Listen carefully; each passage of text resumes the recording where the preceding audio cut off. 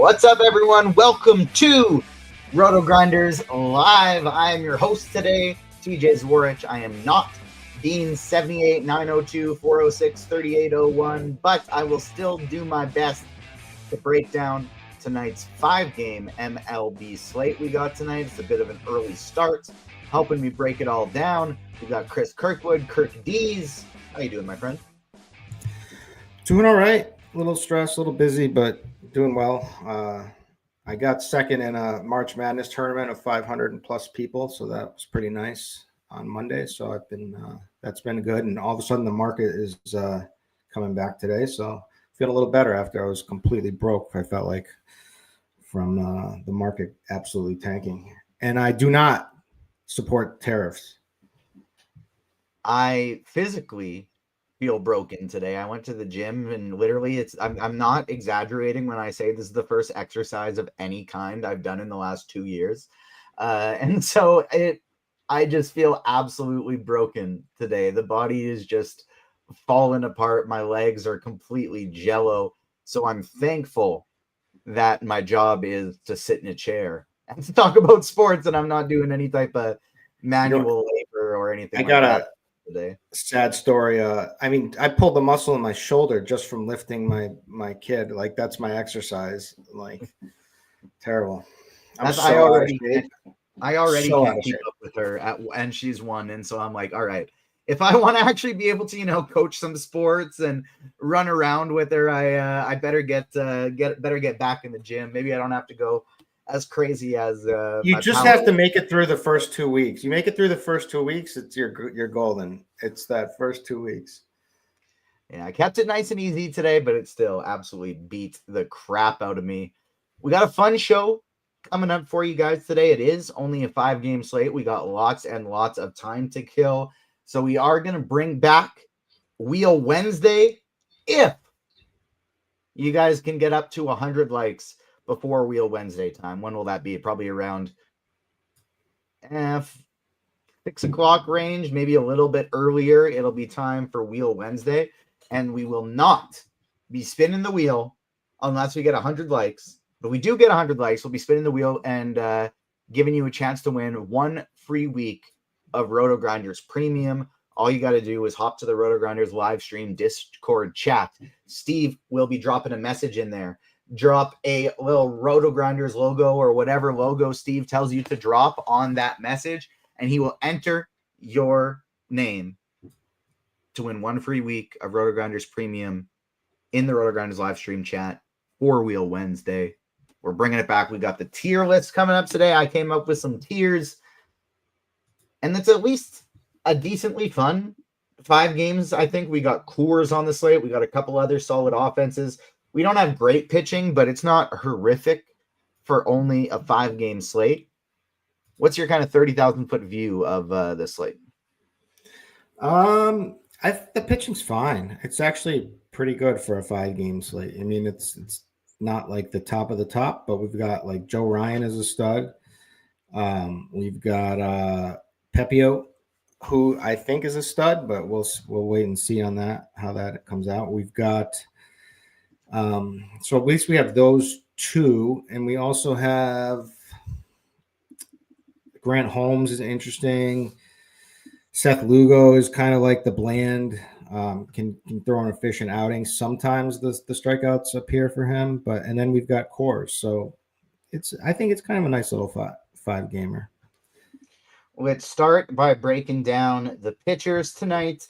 Before we do, a reminder, we got some Spidey Bombs coming for you as well. Every 50 likes, we will drop some Spidey Bombs. So keep smashing that like button. First one at 50 likes, second one at 100 likes, third one at 150, etc., etc., etc.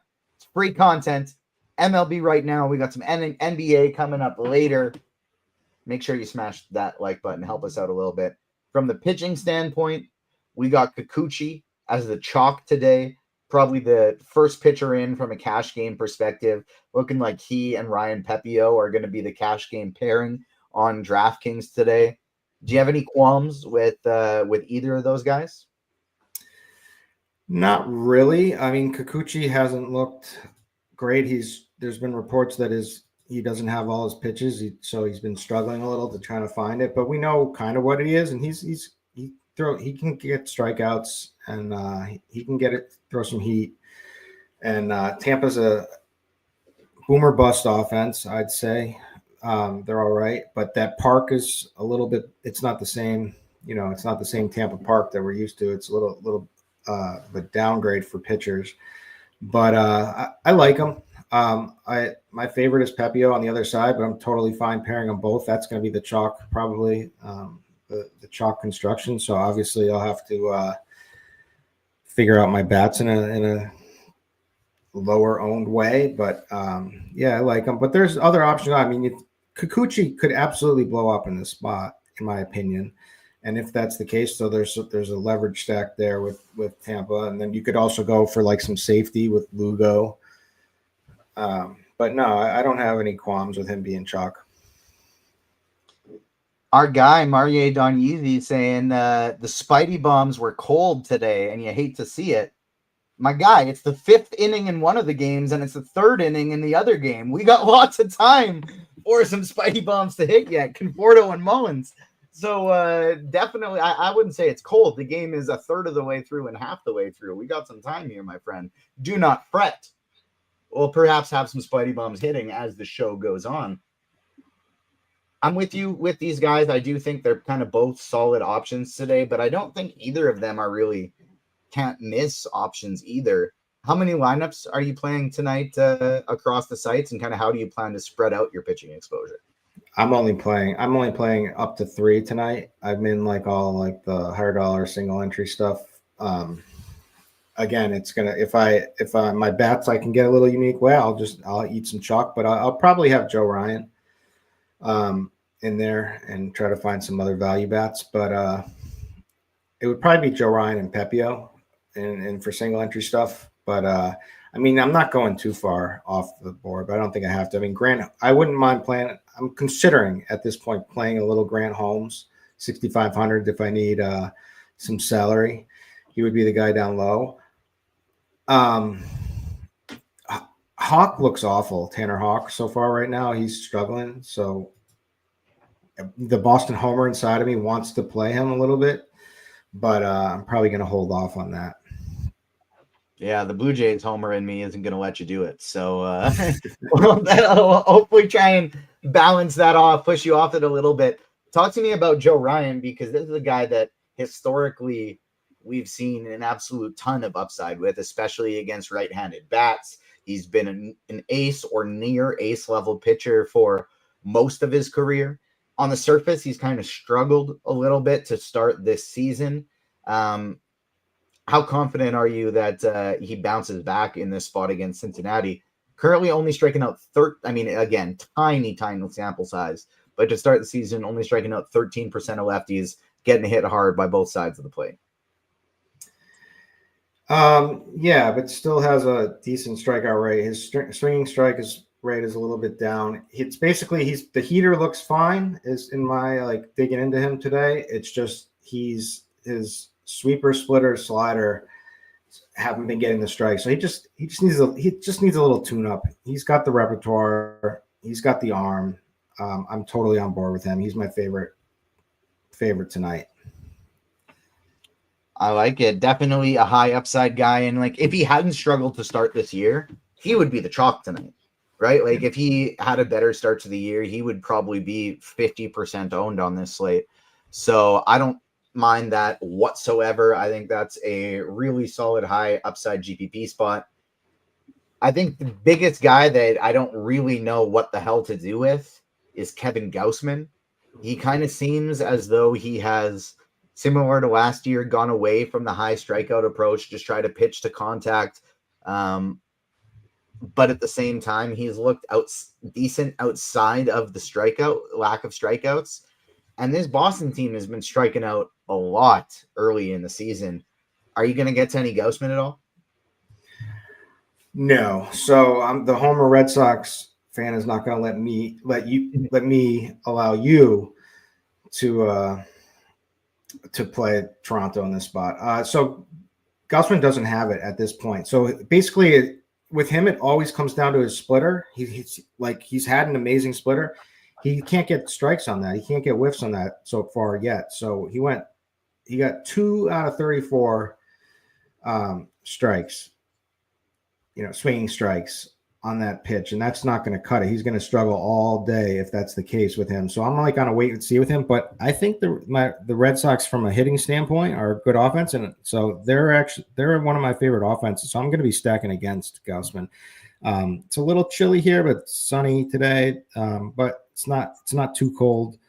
So I think you got some wind blowing out to right field.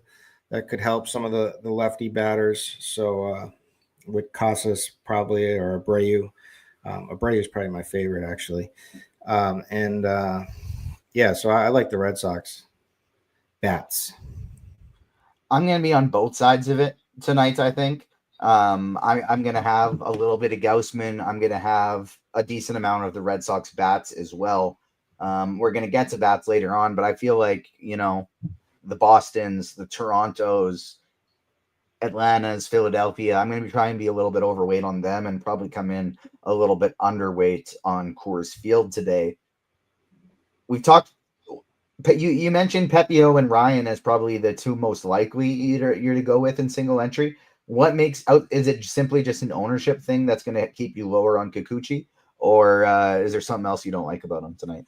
I think he's attackable. I don't. There's been reports, like I said, that he hasn't figured out his full repertoire right now. He doesn't have all of his pitches going. So, and this ballpark's pretty good, and I like the Tampa offense in this spot. I think Caminero is one of my favorite plays on the slate. Juggalo Bomb number 1 for me. Abreu for the Red Sox will be Juggalo Bomb number 2. I'm a man of the people, so I'm going to give them out. I don't need the likes yet, but if you want to give a like, give a like. But I'll let TJ hold off on the Spidey bombs. But those are my 2 favorite home runs tonight. So, but 11 I like likes away from Spidey Bomb number 1, and as soon as we get up to 100, we got Wheel Wednesday, and we have Spidey Bomb number 2. Nice. Sorry, I didn't mean to cut you off there. No, I'm good. I finished. Only other guys I kind of consider in that range, I think, would be Seth Lugo. Somebody in chat already mentioned that Minnesota's without Buxton tonight. While he strikes out a ton, it hurts from the upside perspective. It also helps from raise his floor a little bit because Buxton does have a ton of power as well. He hasn't been great this year by any means. Not getting a lot of strikeouts at all. But this is a guy that, on a slate where there's maybe not a ton of ceiling at pitcher, he's arguably the most likely to go in and pitch 6+ innings. Yeah, I think he's going to have an efficient start. I think he's just, it's early in the season. And we're never chase strikeouts with this guy anyway. It's like if you get him, you're lucky. And he can get them sometimes, but I think he's going to do well tonight. So I think he's a good pitcher to have in this spot against. I'm not that scared of the Minnesota offense. I mean, they do have some decent lefty bats. Wallner has great numbers against right-handed pitching, and Correa has hit pretty well since last season. So it's not the easiest, but Buxton being out is absolutely a plus. And I'm not really scared of it. So Lugo he's right. He's probably my number 4 tonight. And definitely will probably make at least one line of mine in single entry. Often the bats are starting to wake up in the early slate. The Diamondbacks going off, the Reds starting to go off. Houston's having a good game. Both the Dodgers and the Nationals are putting up some solid scores as well. So bats waking up in the early slate. It is kind of fun to have GrindersLive going and to be able to see if you have any sweats while the slate is going on from the last one while you're on the show. It's kind of fun. Did you play any? I did. I'm holding my nothing. I'm not holding the winning tag. I got the Padres and A's game stacked because of that park, but it is not working out right now. Oakland cannot hit Vasquez at all. He's out, but they haven't hit him at all. I nailed pitcher, so I was feeling good going into it. But let's see if I'm even cashing still. I had Freed and Flaherty. I'm cashing at the moment. I got 105, but no, Machado and Bogarts have been good, but like no one else is doing anything. I need Oakland to wake up. I had some decent looking lineups, but unfortunately, all of my ones that the bats look really, really well ended up with some Bido who I threw in there just because of how terrible San Diego's lineup is. And I didn't have that much of him, but for some reason, all of my lineups that are going crazy, you have some Bido in it. So that's unfortunate. Not going to have the right combos, but definitely hit some right things on the morning slate today. What are you going to do with these cheaper options? And I say options with an S kind of lightly because none of these, I don't feel too great about any of these. We have Grant Holmes, who may or may not be still somewhat limited in a pitch count, somewhere in the 80 to 90 range, which isn't super low, but we're also guessing with that still. It could be a little bit lower. He has not looked great to begin the season. And the only other guy I'd maybe consider, just because he is a major league pitcher with an arm, and even though it's in Coors, Rockies are picking up a ton of ownership today. He's only 6K, so I think there's a world where you could play Tyler Anderson. You're going to get to any Tyler Anderson, Tyler Alexander. You're going to get to any Alexander or Grant Holmes. I've thought about it, Alexander, and the reason being is just because the Rockies are just the most pathetic baseball. Like I'm just getting sick of this every year in, year out with just such a pathetic roster. So yeah, that would be the case, but it's Coors. It's the best hitting environment of the night. I'm probably not going to get there with Alexander. He does have some strikeout upside though. I feel like I'm almost more willing to play Alexander than Holmes just because even though it's Coors, I have a lot more respect for Philadelphia's offense than I agree with that. Colorado's. I don't like that Holmes ownership today. I get it just because he's got some upside and he's cheap, but I think Philadelphia is going to rock him today. There you go. That doesn't the key to winning the slate. Sadly, that already does it for basically our pitching breakdown. I don't think we're going to play Sensatella. We already said we're not playing Houck. I know we're not playing any Taiwan Walker. There's a long show, so I want to kind of extend pitching a little bit, but there's not a whole lot more we can talk about here. Hopefully your tiers are great. Give me your top five. Top five: Joe Ryan number 1, Pepio number 2. They're very close. Number 3 would be Kikuchi. Number 4 would be Seth Lugo. Number 5 would be Grant Holmes. And that's Chris it. Longo bringing up an interesting talking point in chat. I did see this on social media the other day that I think is a great way to kill some time. Do you see FanDuel completely overhauled their showdown captain style tournament lineups, and now it's the same format as DraftKings?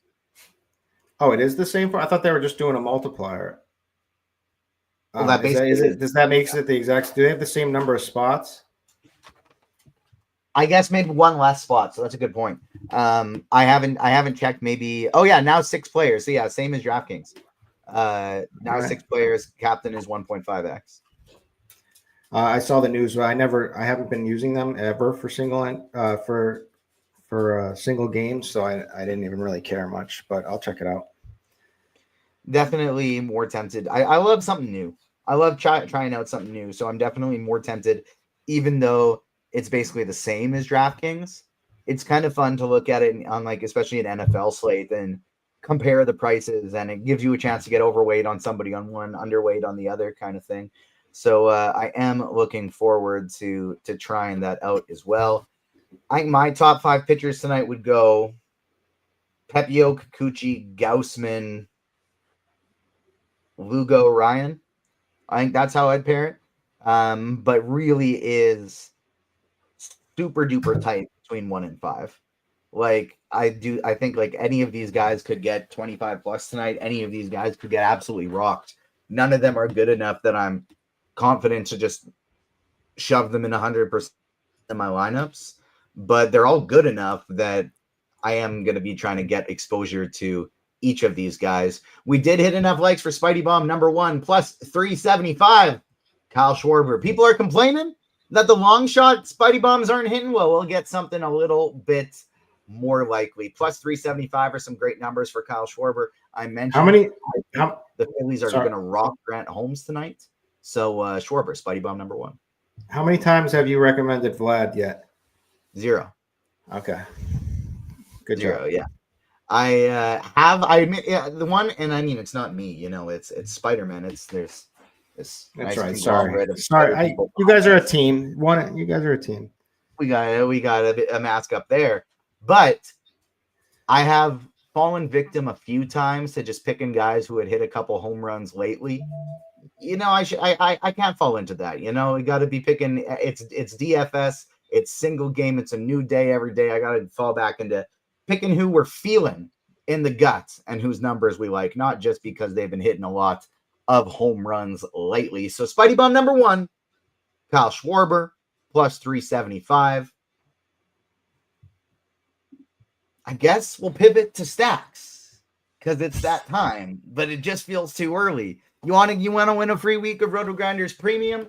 Make sure you get your you go into the RotoGrinders live stream chat, hit the icon on Steve's post, and as long as we get 100 likes, we are not doing this. If we don't get 100 likes, people, we will be giving away 1 free week of RotoGrinders Premium. Plus, if you didn't know, it's also a pretty fun week for golf this week. The battle for the jacket is heating up in Augusta, and there's no better place to sweat the action than DraftKings Daily Fantasy, the ultimate destination for fantasy golf fans. And for this year's first major, DraftKings is giving every single one, all customers a shot to play free for $1 million top prize with your next $10 deposit on DraftKings Daily Fantasy Sports app. RotoGrinders is also giving you a chance to win our Lineup HQ product for PGA free this entire week. All you need to do is sign up and create a RotoGrinders account. Not pay. You don't have to pay. You just got to sign up for a free account. And then you can get free Lineup HQ for golf, play some Masters, utilize the free ticket that DraftKings is giving you when you deposit.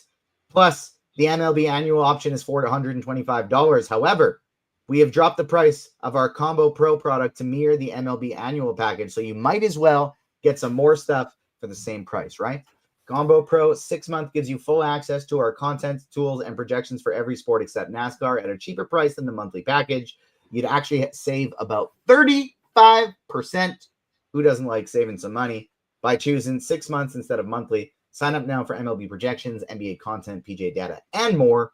Or if you want something a little lower stakes, not quite as heavy.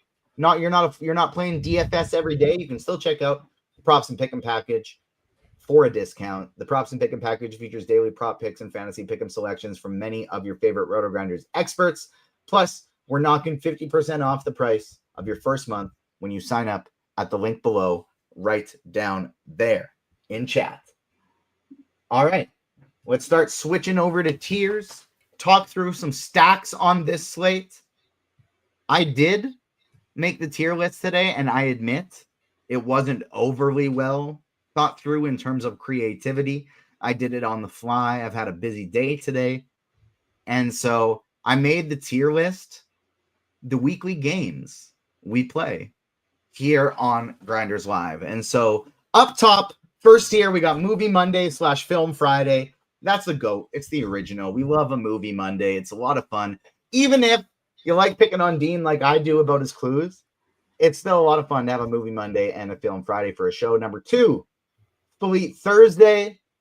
You just never run out of options with Fleet Thursday. You can, there are so many sports you can go to, so many eras you can go to, and it's a real fun one to dive into. Third is Television Tuesday. And I admit, I'm only putting Television Tuesday third, not second, because I haven't been a fan of a lot of Dean's selections of television. I don't know. I haven't seen like 3/4 of the shows that he selects. And I run a website that talks about TV and movies for a living. So, not for a living, more for fun. So Television Tuesday dropping into number 3. Wheel Wednesday, number 4. It's great. It's fun. But it kind of goes pretty quick. right? Movie Monday, Fleet Thursday, Television Tuesday. They last throughout the entire show. Wheel Wednesday. We still need you to hit the like button so we can get up to 100 to do it. But it is just a quick wheel spin. And then that's all there is to it. Last is the weekends, because we do nothing special like that on the weekends. And I don't know. Maybe I'll have to talk to Steve. Maybe I'll have to talk to Meansy and figure something out. Get us a giveaway going for the weekends as well. Get us a little theme.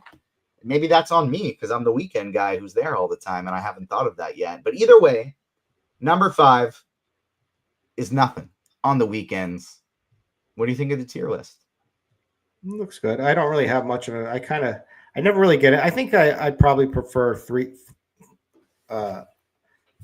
Thursday over Movie Monday because I never know any of the movies. So it's my own fault, but fair. And I mean, the Wheel Wednesday, we need to make that a little bit more electric, I think, Brainstorm ways in chat. If you got some ideas to make Wheel Wednesday a little more electric, let us know, and we will get it going as well. Do you have any ideas for what we could start doing on the weekend? A saucy Saturday. I feel like weekend time. I feel like the shows need that time off on the weekend. I don't know. You got guys like Britt Devine stepping in only on a Sunday or only on a Saturday, only on a Sunday. He could definitely come in and host a game. He's got that 1 show a week energy. So really bring it. Really just bring it. He's got to come in and we got to make some suggestions for Britt. What should we do on weekends for Saturday and Sunday? It's got to start with an S or at least a S sound, because I don't think Saucy Saturday is a really good idea here. Tim in chat says sounds like more work for him. We know Tim loves movies, TV shows, and especially fun. So Tim is a big fun guy. You can tell. Tim is a real big fun guy, so he definitely wants to add a game to the weekend shows. Yeah, can we get top stacks in FanDuel? Shadow asks in chat. Yes, we will be talking top stacks for FanDuel and DraftKings together right now. So no sweat about that. We'll be covering both. Shall we got into it, or you got any more tier ideas or game ideas? I am not feeling very creative today. I'm very tired, so it needs to hit. I'll let it soak, and it'll hit me in a different time, and then I will bring them back to the show. I've had some good ideas. Let it soak, let it simmer, let it boil, and we'll come back to it with some fun ideas. Let's start off with the first game on the slate. We have Toronto at Boston. Me versus you, my guys versus your guys. The first place in the AL East, Toronto Blue Jays, going up against the third place, lowly third place, Boston Red Sox. Oh, come on. We're both Blue happy Jays to be up there. Looking to come in here and set themselves up for a sweep in Boston. Where do you got Boston and Toronto? All right. So I like Boston a lot. I'd say I'll actually put them in the top tier tonight.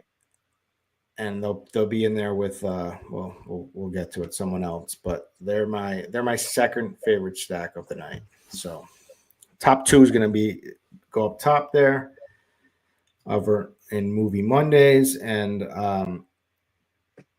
I just don't believe in Gaussman right now, and I don't really believe in their bullpen either. And I think this wind blowing out a little bit for the lefties. I think Casas cheap like that. Bregman's starting to swing a little better. Devers, I'm mid lukewarm on. He's back and he's hitting fine, but I don't think he's fully back. Abreu, my favorite play on the slate. Oh, top 2. Abreu and Caminero are my 2 favorite plays on the slate. So I like all 1 through 7. And even a reach around with they don't have them today. Didn't make the lineup, so no reach around for the Boston stack unless you want to throw just a catcher. But I don't really like Narvaez. David Hamilton's fast, at least. Yeah, that's about all I can say. And he's cheap. Sure is cheap. Yeah.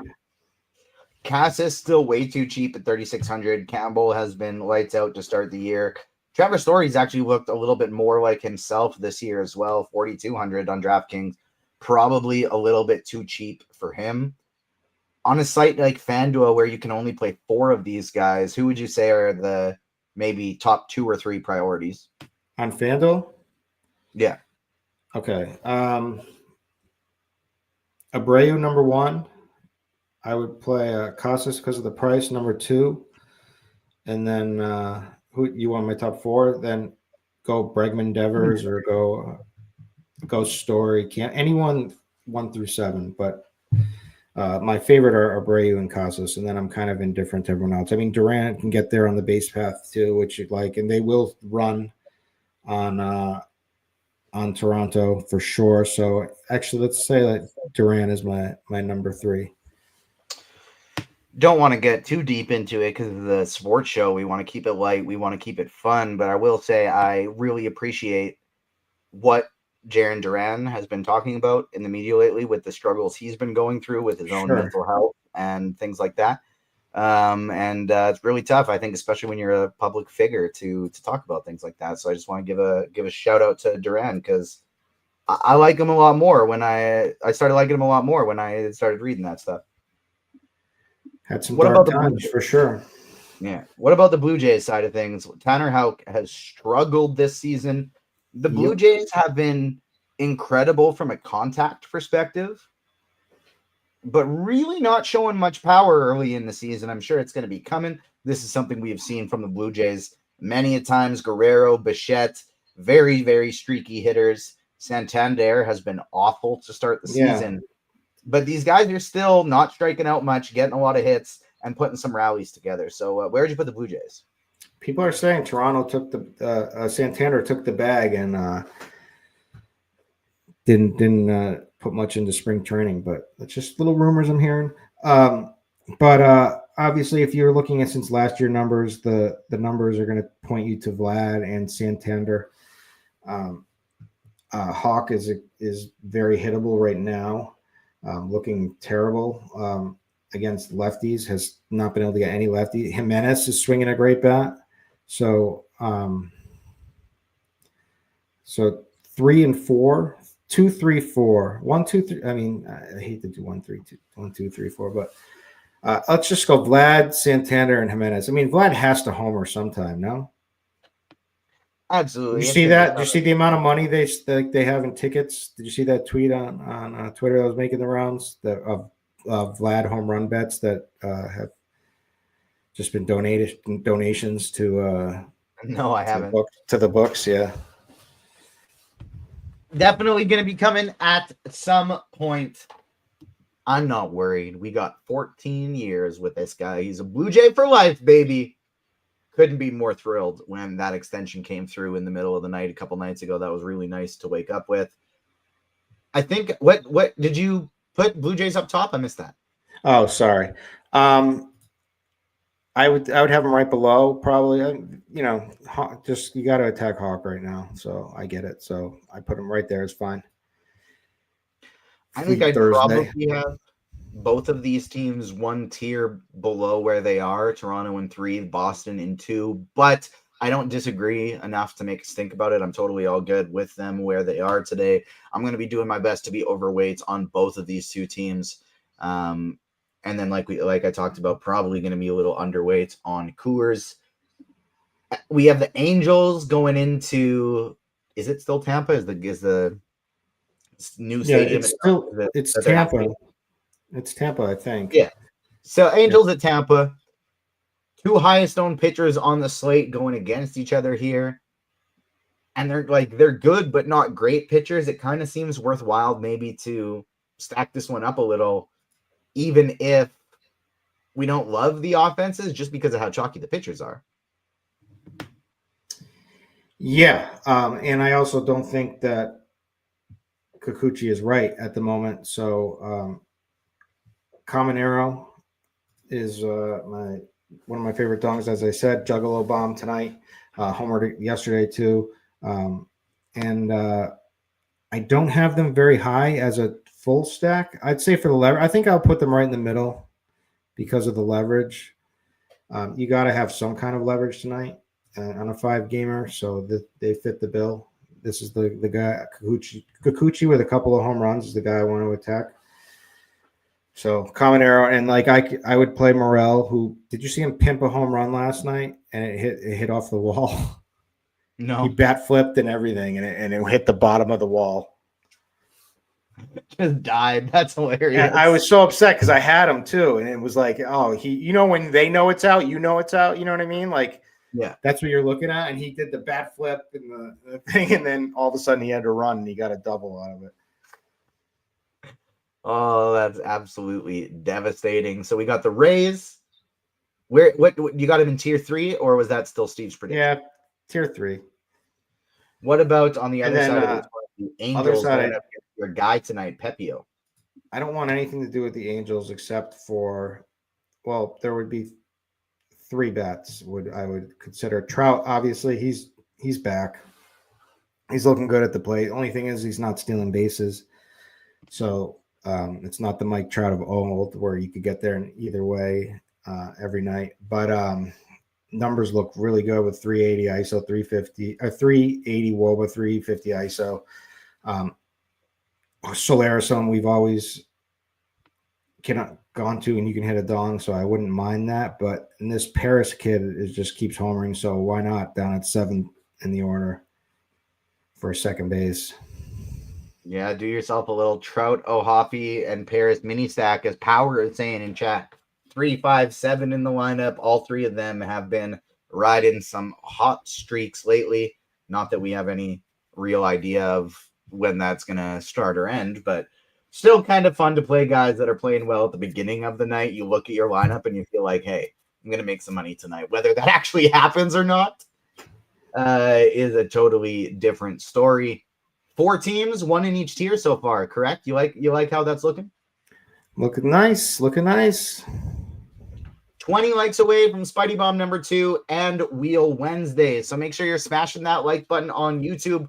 We're trying to not only give you away some free home run picks, but we're trying to give away 1 free week of RotoGrinders Premium as well. And to do that, all you got to do is hit the like button, hop in the RotoGrinders live stream Discord chat, and hit the RotoGrinders logo on our giveaway message to be entered in the premium giveaway drawing of Wheel Wednesday, 1 free week RotoGrinders Premium. But we will not do it unless we get at least 100 likes on YouTube. Plus, you got my second Spidey Bomb coming at 100 likes. Third one coming at 150 likes. So keep smashing that like button. We got the Crunch Time crew coming in about 25 minutes. So we got about 25 minutes left to stretch out 3 games as long as we possibly can. Philly and Atlanta is the next one. I was kind of shocked at how low Philadelphia's total was tonight. Under 4. They're projecting for really low ownership. Bryce Harper and Trey Turner, the only guys projecting for double digit. The Phillies, I think, are my favorite tournament stack on the slate. Yeah, I like that too, because it's a good park and it's 65 degrees out there. So that's like, for right now, that's decent hitting weather.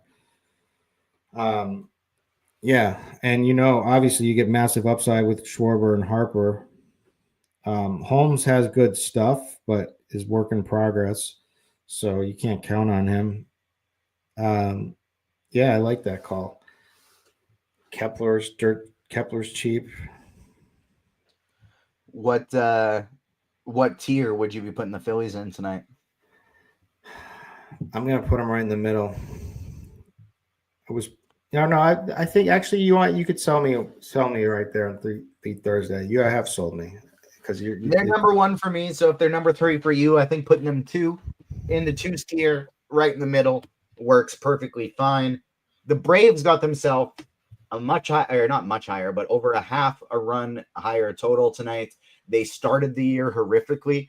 They've been picking things up now that they've settled in at home a little bit, and they face a pitcher in Taijuan Walker who, might go out there and throw a decent amount of pitches, but this dude does not strike anybody out. He used to, but yeah, he doesn't anymore.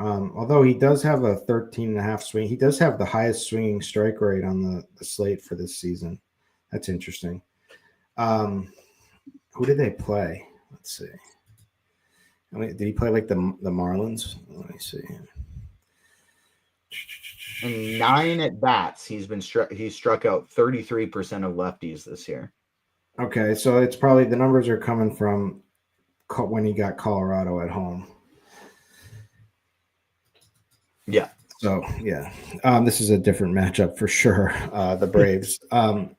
So yeah, I like all these guys. I don't mind even going down to Brian De La Cruz for the 2.7K on DraftKings if you need it. But Michael Harris is like a strong cash play, good play in general. Period. All these guys: Olsen, Riley, Ozuna, Albies, Sean Murphy's back catching now.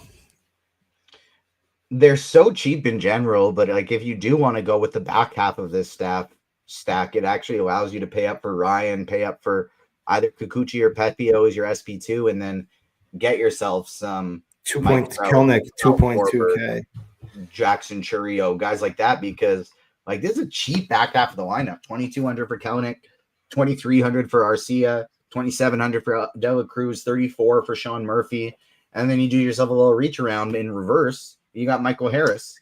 Who doesn't love a little reach around too? Reverse reach around. Wow, reverse reach around. Extra fun. You can do that with the Braves tonight. I don't hate that. It's their top half of the lineup is projecting to be very chalky. Michael Harris, Austin Riley, Marcell Ozuna in particular. But I do really think going with this back half, they're looking like they're going to be very low owned today. They're also quite cheap. Yeah, 2.2K for a bomb from Kelnick could work. Speaking of bombs, we are 10 likes away from Spidey Bomb number 2. First one, Kyle Schwarber plus 375. Keep smashing the like button for not only Spidey Bomb number 2, but if we get 100 likes, we got Wheel Wednesday. If you go to the RotoGrinders live stream Discord chat, hit the RG logo, you can win 1 free week of RotoGrinders Premium. What tier do you got the Braves in tonight? I think they're up there. I think they're as good as Blue Jays and Phillies. So I'll put them up on Fleet Thursday. Braves up in tier 2. Only team above the Blue Jays, Phillies, and Braves. We got the Red Sox. No homerism. no homerism. But ignore the hat on Crixie's head. It's just the only thing I could find. Yeah. He's just a big fan of the letter B. That's all. Next game up on the slate, we got Minnesota at Kansas City. 2 good pitchers facing up against each other here. With Joe Ryan going up against Lugo. They both have identical implied run totals of 4. Start off with the Twins going up against Lugo tonight. You going to play any of them at all? No, I'm going to fade them actually. I just respect Lugo. I just respect his ability to limit damage. And I could play Wallner for a leadoff bomb. He's really the only bat I like. Maybe Larnach, but I hate the pinch hit risk. Yeah, I think Matt Wallner is really the only guy standing out to me here as well. Slow start to the season for Wallner, but picked things up a little bit recently. I do like me some Matt Wallner as well. Maybe like I don't hate that this stack is just super duper cheap if you need it. Like more so to me as a secondary stack than a full stack. If you really needed some cheap options, you got Wallner leading off at 4K. You have Ty France batting 5th at 3K. Julian it's batting 6th at only 3,100. Like they're nice and cheap, but I feel like that's more of like a secondary stack for me. What tier would you be putting Minnesota in? Throw them down by the Angels. Yeah, I think Wheel Wednesday for me too. Viable as a mini stack.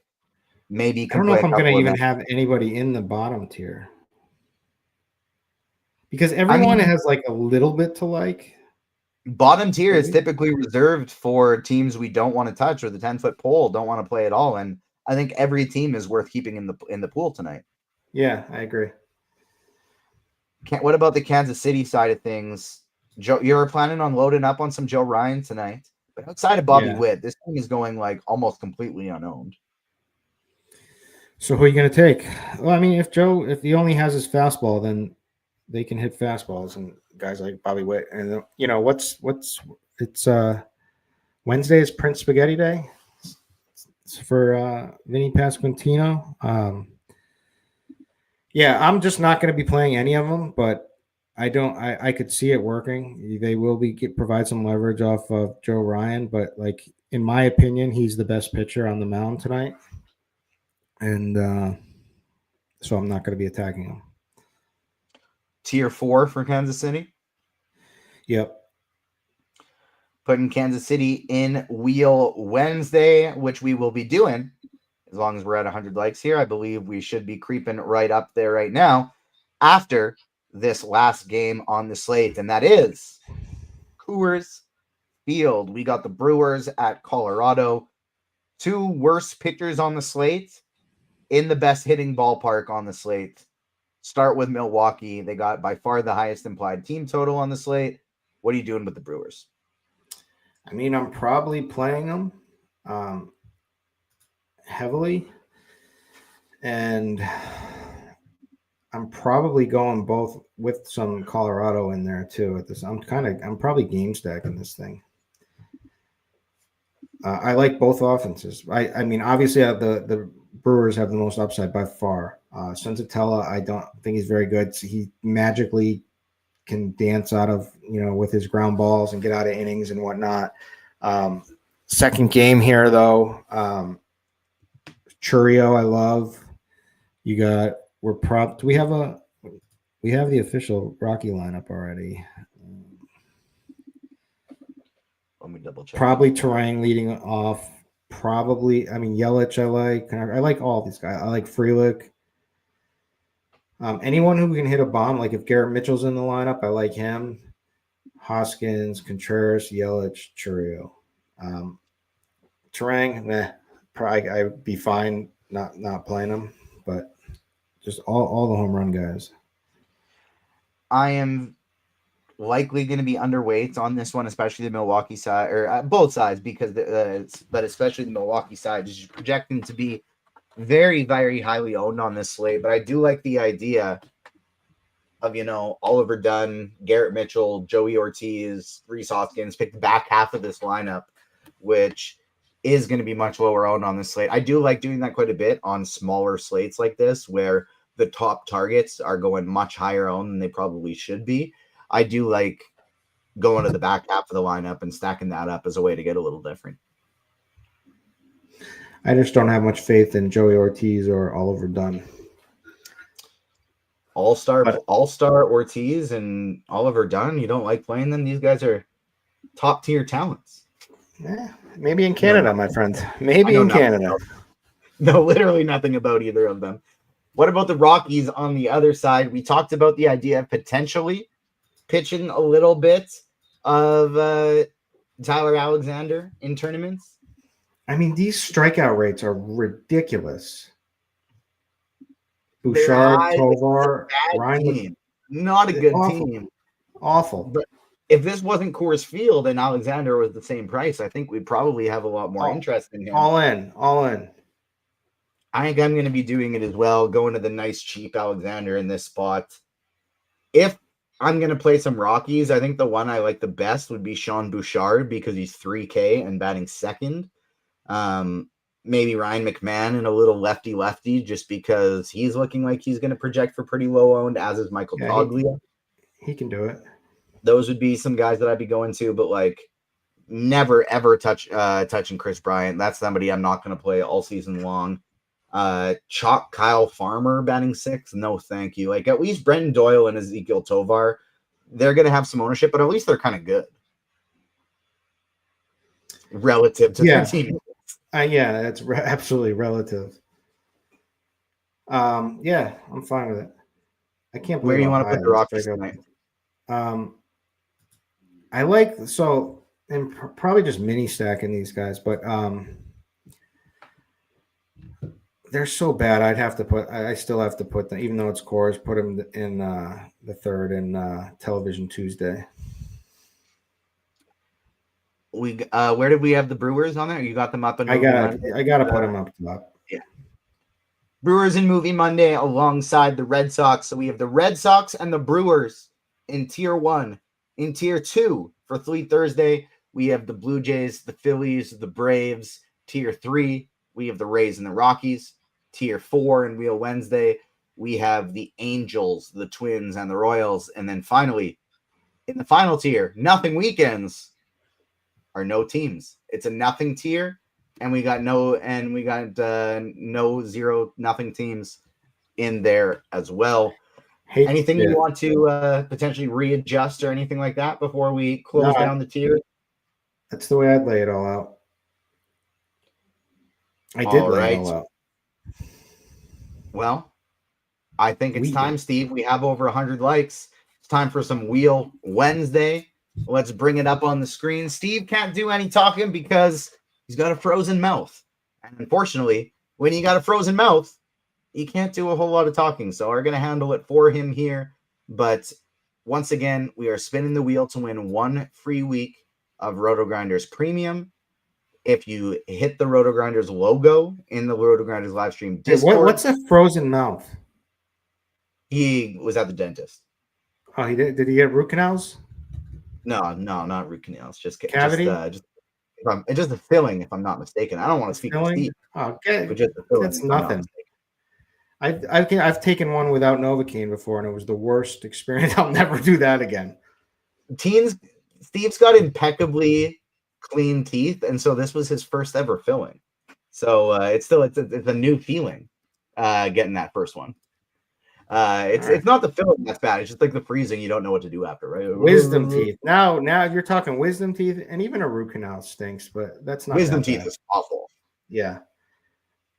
I remember I was in like 8th grade, I think it was, or 7th grade or something when I had it. And I remember my dad trying to shove it. I couldn't eat and take anything down. So I couldn't take any of my pills down. So my dad was like shoving it in my throat, like trying to like, it was the, and I think I was like bawling to my mother, get my mother, like it was a tough scene back in the day with wisdom teeth. I love like seeing those videos where people like they're out of it from the nitrous and what. I was in college when I got mine taken out, and I just remembered that I had these whatever medication I had for it. I don't remember what it was, but it was pretty strong. I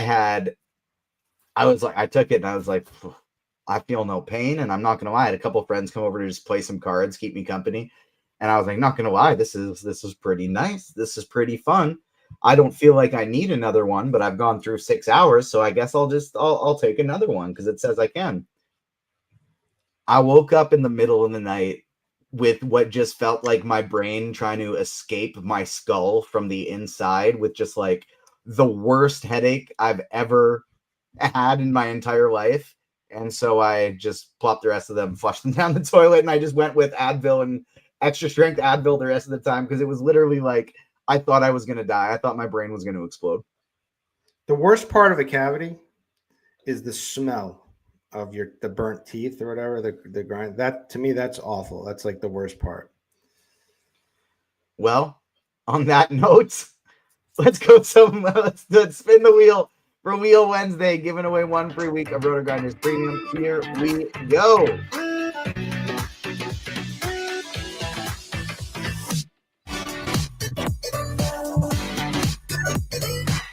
I like this.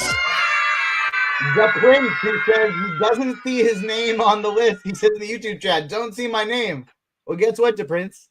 There's your name right there. You have taken down 1 free week of RotoGrinders Premium. What are the odds of that? That's awesome. That is absolutely hilarious timing. Congratulations to the Prince. You can see that name now. 1 free week of RotoGrinders Premium. We're about 9 minutes away from the Crunch Time crew coming in. Why don't you give me a recap of your top pitchers tonight and what you plan on doing? All right. My top pitchers, Joe Ryan is my number 1. I think he just has to tweak a couple things. The arsenal is still there. The strikeout stuff is going to be elite once he gets back. Like him, Pepio is a guy I've been high on, period. So I like that pairing the best. The chalk is going to be Kikuchi, 8,300 for price with Pepio. So if you're playing cash or if you want to roll it out, that's fine. But I think from there, Seth Lugo would be my number 4. With I'm not chasing strikeouts, but he can still get some in a good time. And Buxton out of that lineup gives it a little bit of a boost to me. So he's my number 4. I'm not playing Gaussman. I'm not playing Tanner Hawk. The cheapie would be Grant Holmes, but I think we've sold each other on some Tyler Alexander. TJ sold me, and now I'm back on. So I think I might actually roll him out just because those strikeout rates for the Rockies are just horrific. Agreed. Tyler Alexander is the cheapie that I'm going to roll out there as well. I think my top pitcher on the slate also is Pepio. I think I'm with you there with Pepio number 1. Gaussman and Kikuchi, Lugo kind of just in that same tier 2 for me, with Joe Ryan just because of his price dropped to 3rd. And then I will try some Tyler Alexander instead of Grant Holmes as the cheap option. We do have over 100 likes, so it's time for Spidey Bomb number 2. And I will give a disclaimer in advance that I apologize for picking 2 absolute superstars for the first 2 Spidey Bombs, but I like the odds today. And so number 2 is Mike Trout at plus 350. So we have Kyle Schwarber plus 375, Mike Trout 350. But if we can get up to 150 likes, which is only 24 likes away, I promise that Spidey Bomb number 3 will have better than plus 1,000 odds.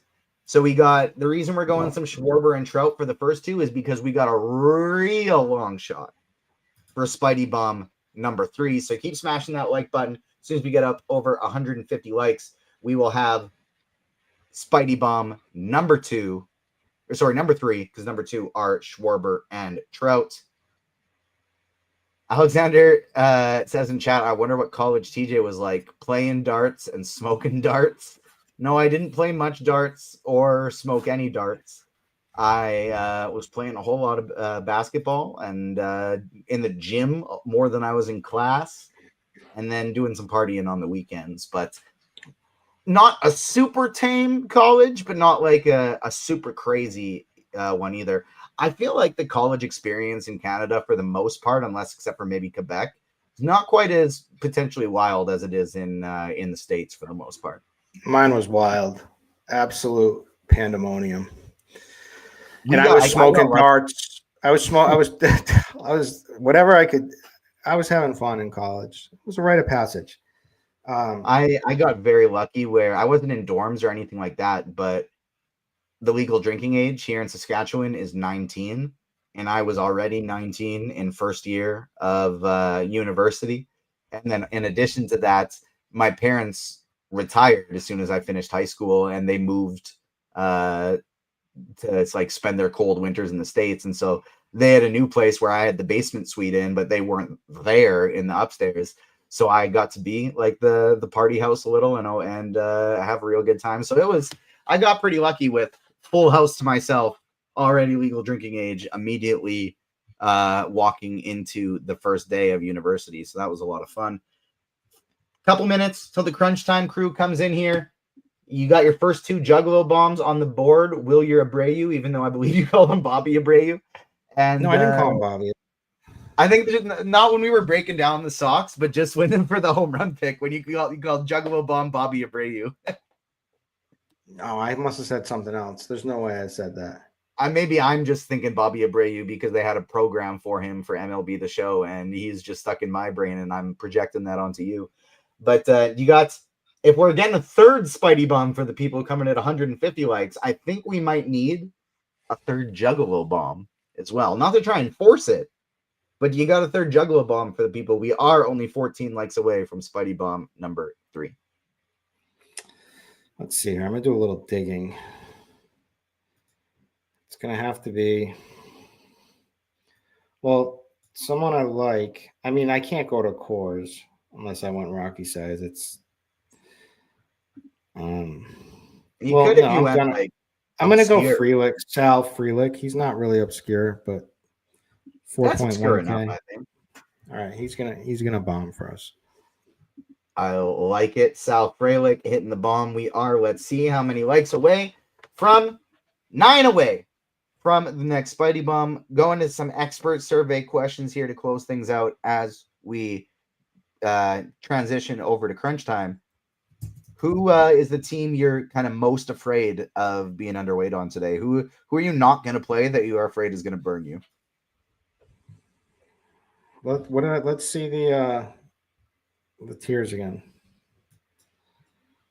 Steve, do we still have the tiers or have they been X'd? Oh, they have not been X'd. Nice. I'm not scared of anybody burning me. Like maybe the Rockies because it's Coors? Maybe, but I'll probably play a little bit.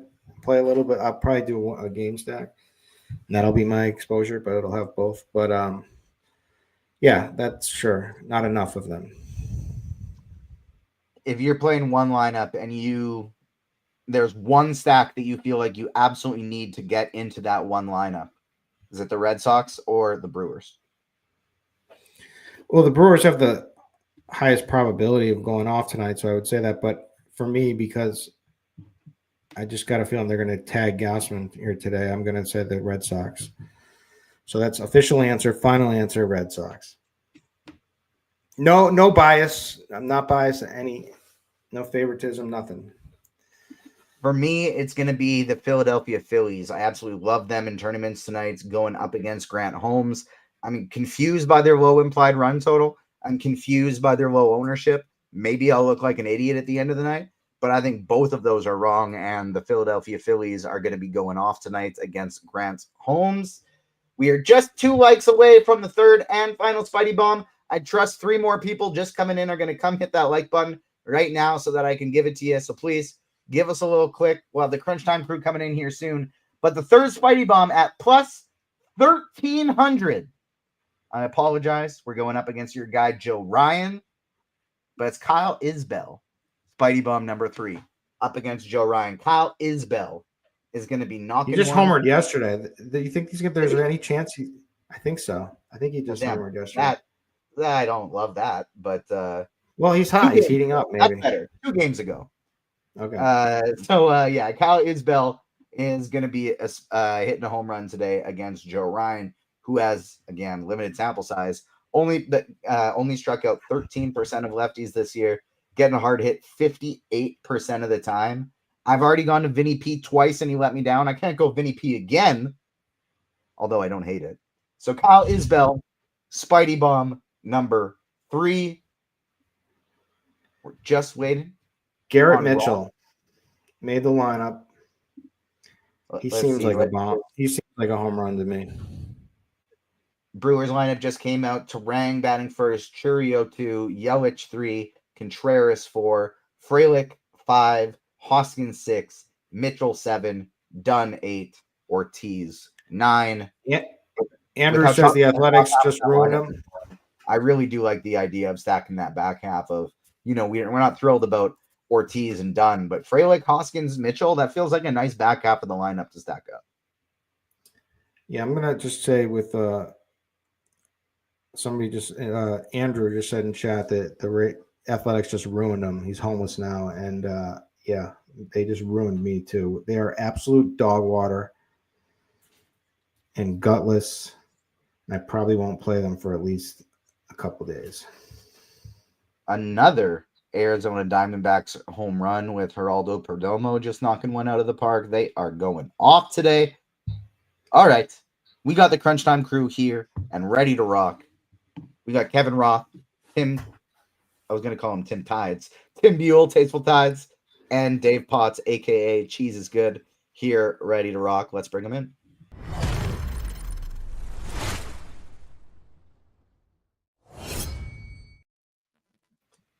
Roth, how you doing, my friend? No weather to be too wary about tonight. Should be a nice little chill slate for you. Yeah, I'm excited about that. And then we got the basketball game, the Luka game tonight. So we got a lot going on. Dave, did you play enough Arizona backs this morning? I mean, not enough, but some. Yeah, that was. They're a good team. They're gonna do this a lot. I've played Pavin Smith every single slate until today. That seems like a you problem, Kirk. Yeah, so you're welcome. You're welcome. Yeah. Finally, we got you never get off the Pavin Smith train. He's got great metrics for like he really does. Yeah. Pavin Smith's one of those guys that you just got to play on every slate. You know, Aaron Judge, Shohei Ohtani, Pavin Smith. He's always cheap. He's always cheap. Anyways, all right. Tim, how you doing? Tasteful Tides, Shiver Me Timbo. I feel like I haven't seen you in a while. Yeah, it's been a few days. I'm researching NBA, which is a complete utter like insanity. So much news, so many things going on. So been breaking that down for the last couple hours. Just got more news in. So we'll be talking some NBA, I think, later in the show. And I'm excited to break it down with Dave Potts, who I haven't seen in, I think, since the end of last baseball season. Yeah, I've been reading Tim's content every day since then, but I have not seen him since then. You know, he's the hockey guy. So I feel like I've been around you, but I haven't been around you. Right. You make your very, very rare appearance in Discord, and then you disappear for another few months. Yeah, I feel like I don't need to be in there, and then every once in a while, someone randomly yells at me when I do well. Right, right. I remember that. That was very odd. It was kind of out of nowhere, but oh well. Yeah. I will say, Tim, I was telling Chat and telling Kirk Dees earlier on the show that I went to the gym for one, Project Kick Roth's ass in 1-on-1 is fully back engaged. Went back to the gym today for the first time in 2 years. What did you just say? What was that sentence? 1-on-1 basketball. Roth thinks he's way better than me, and I'm going to absolutely demolish him if we ever play. You're going to need a time machine, buddy. You're absolutely too late for you. So I went to the gym for the first time in like 2 years, and I realized today, Tim, our hockey guy, that Jaden Schwartz goes to the same gym as I do. Wow. There you go. That's pretty cool. Jaden Schwartz, Darcy Kemper, a few of the NHL guys get trained in the same thing. Bobby, no chance. Absolutely not. But this gym that I go to, it's owned by a couple friends, and it has a basketball hoop on it. And genuinely, Roth, I kid you not, I forgot how damn good I was. Oh, Jesus. 23s in a row, no problem. It's over. You're full for of me, shit. my friend. No. Did you really hit 23s in a row? Oh, yeah. Okay. I felt my money's on Roth. All my bad habits that I developed over the years were just gone, and all I was left with was proper fundamentals, and was just drilling everything. It was a lot of fun. Hey, if you can shoot, it's like 90% of the battle, man. That'll work. I can do that. I can't play much defense, but man, can I shoot? Roth is going to be on you like Roth's going to be on you like white on rice. Like he's you literally have no chance in hell. Like I'm actually really, really, really good. You got to have someone to set screens for you or something. You know, it's what I do best in life. Like TJ, what do you do best in life? What is the best thing? The thing that you are best at in all of life? Tetris. Okay. Well, mine is basketball, and that's why you have no shot. You're a world record basketball holder? I am. Yes, actually. Yeah. Oh, wait, didn't you actually do something crazy that one didn't? I did break 2 Guinness World Records for longest shots under the leg in midair or something stupid. Yeah. Yeah. Wow. What is even happening right now? This is the most fantastic intro I've ever. I tried to flex that I had a record and thinking there's no way you did. And then I remembered halfway through, like, no, damn, he actually does have a world record. Yeah. Okay. Anyways, we got multiple sports to break down, so let's dive into it. Some people saying we got to record the game. We will. I want to come visit you in Saskatoon when it's nice and warm, and we'll perfect. Hoop. Okay. Perfect. All right. Good stuff. Great show, for TJ, for Kirk. Good stuff, guys. See you. Okay. Good stuff. Welcome to it, ladies and gents. You know the drill. It is crunch time. Roth looks like he will shake TJ out of his socks yet. My handles are so filthy, it's ridiculous. We got Dave Pot. Cheese is good in the house. What up, Cheese? Hey, yeah, not too much. A fairly straightforward 5-game slate, but I like it because super obvious what everyone's playing, so you can get different pretty easily if that's what you want to do.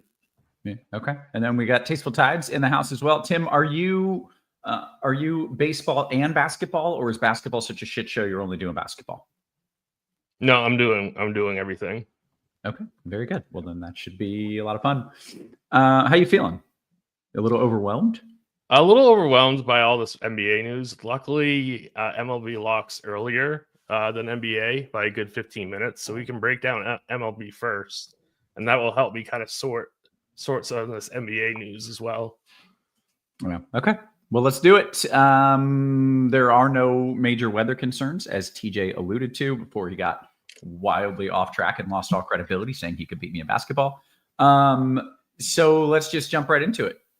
Tim, you want to lead us off with some little pitcher content?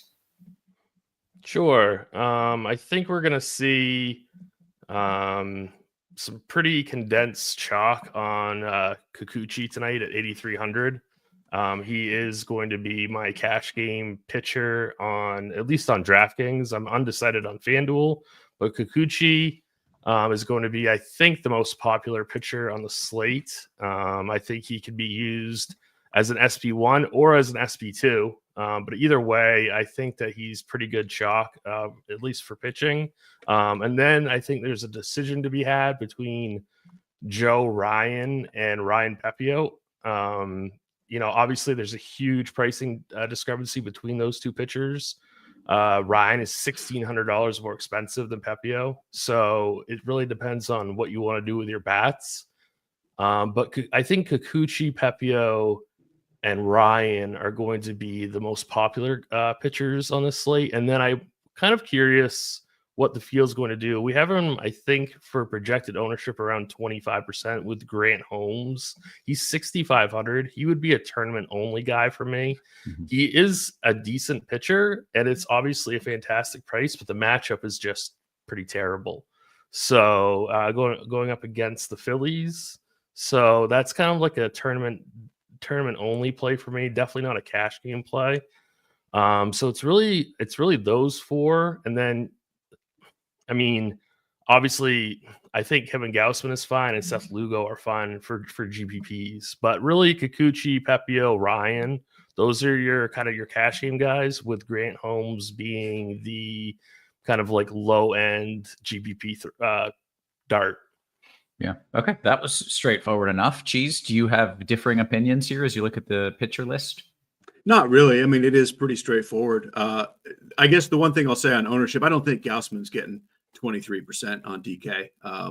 That would be horrible, even moderate chalk. But I don't think he actually is chalk. I'm playing 0, and I would play 0 if he was at 0%.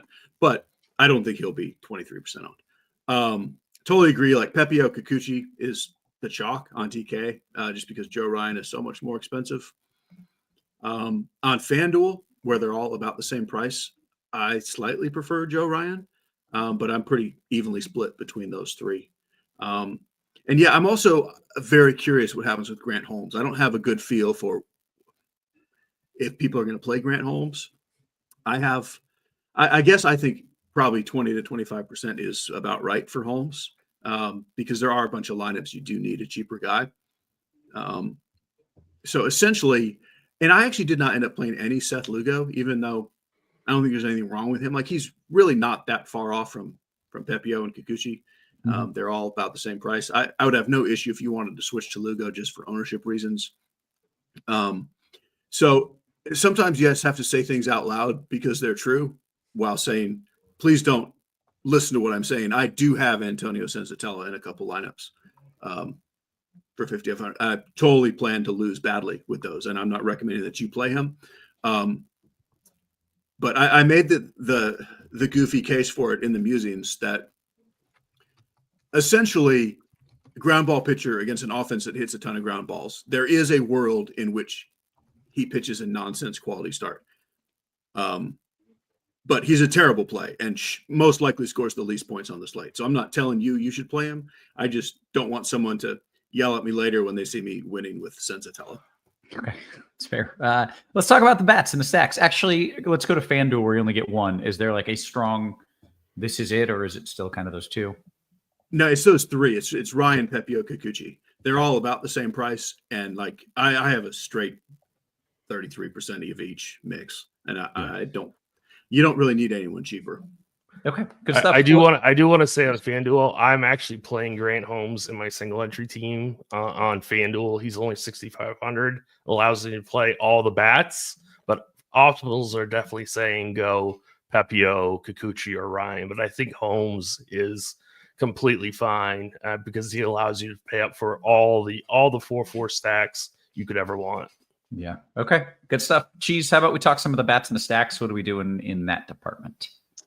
Yeah, so we have very obvious Milwaukee chalk. Like the reason you play Grant Holmes on FanDuel is so you can play Churio and Yelich and Contreras. I am way under on Milwaukee, and again, I don't feel great about it. They're the most likely team to score the most runs, but I feel like it's just the right size slate where they're going to be kind of goofy high owned for, again, team that hits a bunch of ground balls against a guy who the only thing he can do at all is get ground balls. I'm not saying I don't think they're going to do well. I think they probably score more runs than everybody on the slate. But I don't know how I win with a Brewers lineup. So I have a few here and there in like goofy small stuff, but I'm way under on the Brewers. My favorite team is the Red Sox, followed by the Braves, followed by the Rockies. Okay. Tim, your favorite stacks? Yeah, so definitely you're going to get to a ton of Brewers and cash games today. If you're playing GPPs, I totally understand what Dave is saying. It's going to be very hard to get different enough in large field GPPs to, win first place in a large field contest with the Brewers. So my favorite pivot would be Atlanta. If you don't want to play the chalky Brewers, I do like Colorado quite a bit. So I think they're completely fine pivot as well. I've heard some people talking about Boston. I think Cheese included them in his top 3. So I think they're fine. I think, again, this really depends on what we think is going to happen with Grant Holmes. If you think that people are going to start playing him, I would love to get to some Phillies kind of leverage stacks if you think Grant Holmes is going to start to get chalky. So I do have some interest in Philadelphia bats as well. Okay, good stuff. Let's go around the horn position by position. If you heard a blood-curdling scream in the background, it was just one of my toddlers. It's fine. I'm sure everyone's still alive. I thought it was one of my dogs because I did hear that something like in my headphones, and I was like, thought it was one of my dogs in the distance. No, that was the next level scream. I don't know what's happening upstairs, but it'll be all right. Okay, let's go to around the horn. You get to start a catcher. Tim, you get to lead us off there. Yeah, so William Contreras is going to be like your optimal play. He's probably going to be your cash game play.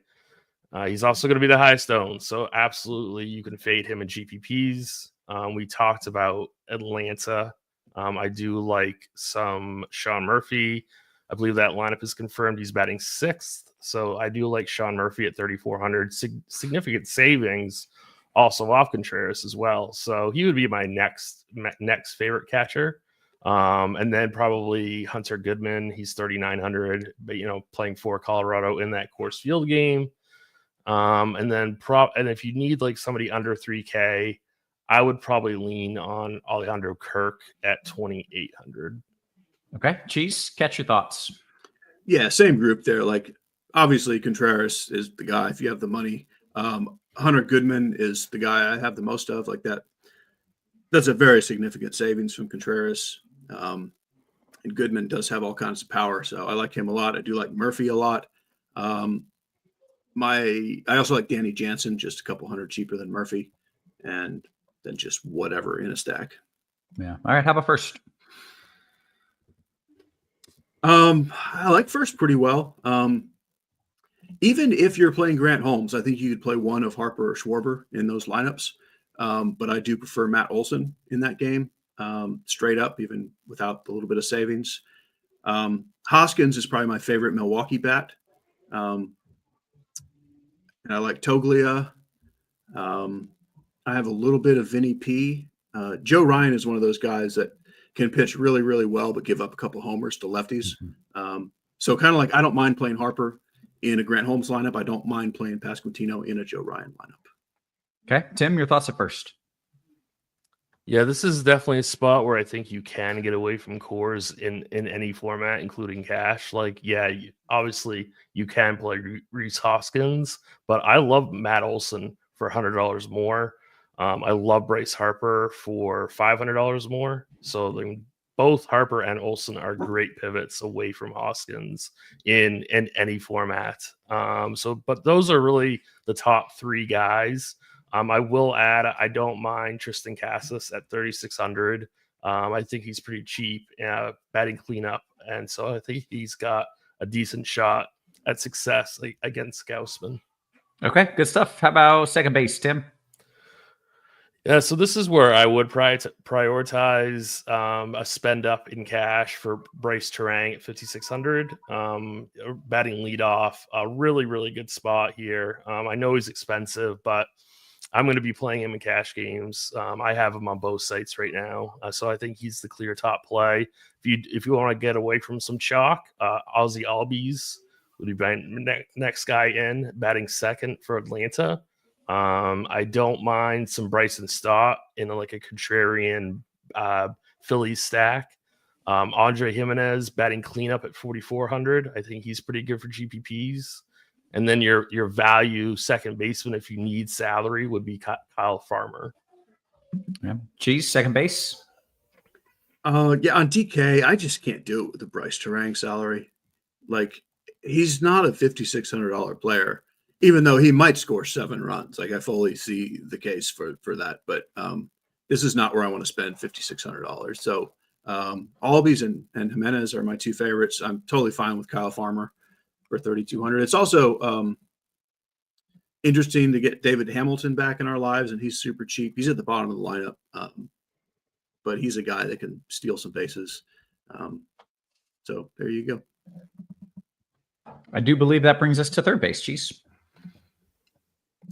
Yeah, so Rafael Devers has turned things around, and I'm on board with him, and I like Austin Riley a ton as well.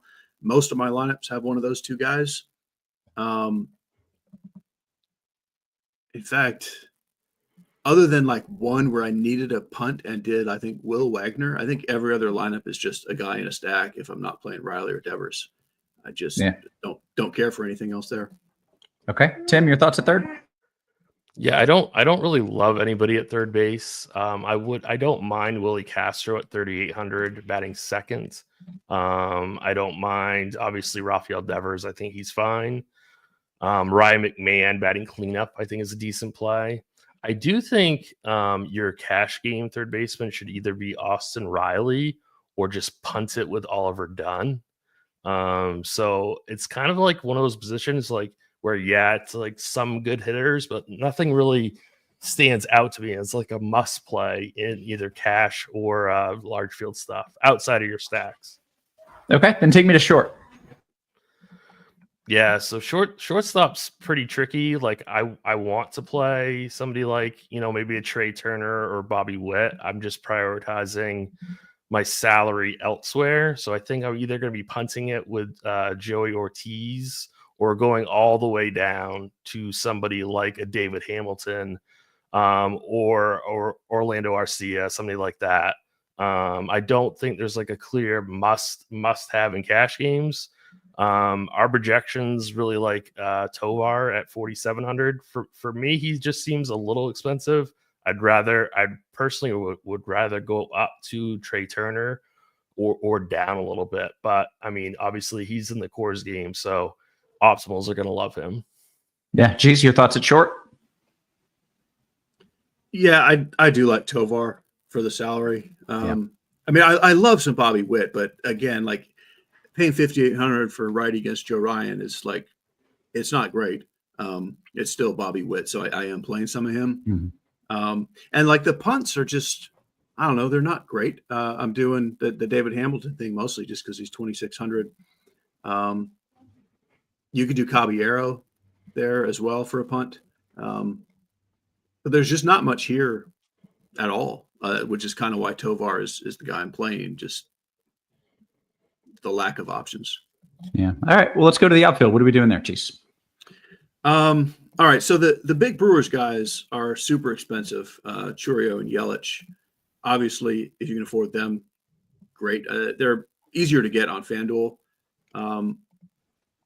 Michael Harris is probably the first guy in a lot of cash games just because of the salary.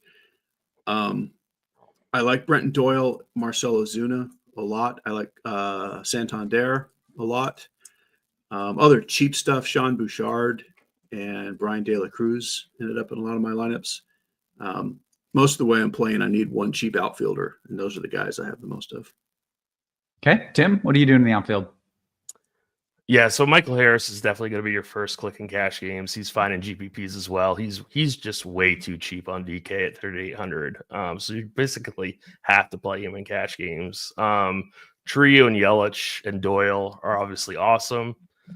Don't forget about Sal Frelick at 4,100 or like Sean Bouchard in GPPs at 3K.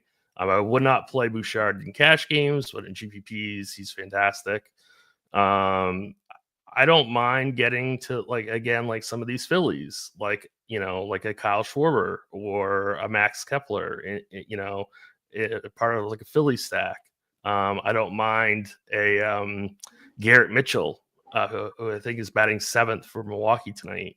So there's really so many options here, but I'm going to prioritize having at least 2 very, very expensive outfielders in my cash game and my single entry team on DraftKings. Yeah. Okay. Guys, good stuff. The people want some home run calls. That is something that they always clamor for, and it's Cheese's favorite part of the show. So, Cheese, I will let you lead us off. Give me some bomb calls, man. Something that everybody knows, and then something that's going to blow their minds when you get it right. All right. By the way, Yasmin Madusky, walk-off home run. Oh. He does things, not does. very often, but it's exciting when he does. When it happens, I feel great about it. Yeah. So things that everybody knows. I'm not going to go anything that quite super obvious, but I'll go Hunter Goodman and Marcell Ozuna, 2 kind of mid-tier plays. And then cheaper and random will be Danny Jansen. Okay. Tim, you got a few names for me as well? Yeah, Sal Frelick and Sean Bouchard, and then Sean Murphy. Okay. Let's see. Let's take a few baseball questions, and then we'll let Cheese go, and Tim and I will finish off talking some hoops, or if Cheese just wants to hang around and sit there silently, he's allowed to do that as well. But I also wanted to talk golf real quick. Are you guys entering for the Masters? Yes, I am. Yeah, Cheese? Single bullet, Millie. Guaranteed win. Yeah. Got to do it. Yeah. I'm going to play at least 4 golfers that I've heard of, and then 2 that I have not. That's the plan. That's I feel like plan. That sounds like a good plan. The other plan good ratio. The other plan is to make sure that everybody knows that we've got some good stuff happening here. Of course, the battle for the green jacket heating up in Augusta. No better place to sweat the action than DraftKings Daily Fantasy. It's the ultimate destination for fantasy golf fans. And for the year's first major, DraftKings giving all customers a shot to play free for the $1 million top prize with your next $10 deposit on the DraftKings Daily Fantasy app. RotoGrinders also giving you a chance to use our Lineup HQ product for PGA for free. So this is kind of your last night. I guess you could do individual days, but this is your last one before the big one. So you want to make sure you sign up, create a RotoGrinders account. All of that is free to do. The link in the description, and you get free projections to go along with the free entry that DraftKings is giving you. So everybody get in. Everybody make sure you're doing it. I'm just registering for some contests right now. With that said, let's get to some of these baseball questions, and then we'll talk some hoops. Scrolling up, checking the Discord just a little bit. Cheese, talk me off of Alexander at pitcher. I'm stacking Milwaukee and Philly. I don't trust the higher projected pitchers or Holmes at the lower end. Yeah, honestly, it's fine. Like, it's kind of like a better version of my Senzatella nonsense. Like, probably you lose with Alexander. I mean, that's the only way to say it. Yeah. But the Rockies strike out so much that anyone can be okay against them at that salary. Like, I don't feel like I need to talk you off of that. I think I might have one Alexander team. I know I mentioned him in the musings. Like, I wouldn't talk you off of it. Well, actually, it's on FanDuel. I didn't really see that. Okay, don't do that. On DK, you can play him. On FanDuel, I don't even know why I need to talk you off it. Don't play him on FanDuel. Okay. But there's a follow-up question here. There was a follow-up question here, which is basically Rockies versus Alexander. If you're doing one lineup, what side of that are you on? I mean, if I'm doing one lineup, definitely the Colorado side. Yeah. And I will also say he's another one of those pitchers. It's not at all crazy to play a bat against him. Like, he's very likely to give up a home run or two, even if he pitches well. Yeah. Okay. Let's see. I got another one for you, Cheese. DKGPP. I'm stacking Atlanta with a Boston mini stack. You want Ryan and De La Cruz or Kikuchi and Harris? Kikuchi and Harris. Okay. Tim, Jerry's making you work for this. FanDuel Cash got $2,700 in the util. Okay. Give me a second and I will get that. Okay. To be clear, this is baseball. Right, yeah, because the minimum on basketball is higher. Yeah, okay. Just had to make sure we were talking about the same thing here. Let's see. Cheese, who are your favorite golfers for this tournament? You mentioned you're playing 4 guys that you know. I would like to know who your favorites are. So would Captain America. Yeah, I don't remember who's in there right now. What I like to do is click on our tags and see who I've vaguely heard of that has multiple tags, but not someone I've heard of too well, but vaguely. And that is this Pendrith character. Oh. T. Pendrith with double tags. He's definitely Taylor. in my lineup. Taylor. Yeah, I was going to say Tyler. So He's not far off. Canadian. He's Canadian too. Oh, Yeah, he is. Okay. All right. Jerry Berg, it's Kyle Farmer at 2,600. Okay. Let's see. Favorite FanDuel pitcher in a tournament 3 max. So, Tim, your favorite FanDuel pitcher in a 3 max. I know he's going to be popular, but I would just go with Joe Ryan. Okay. We'll go to Peter's question. DK tournament. Cheese, back to you. Which guy sits? Devers, Bregman, or Campbell? I can't get them all. So which guy are you leaving out? I mean, there's a big enough salary gap that, like, I'm mostly leaving out Bregman, but I certainly prefer him straight up to Campbell if you don't need that salary. Okay.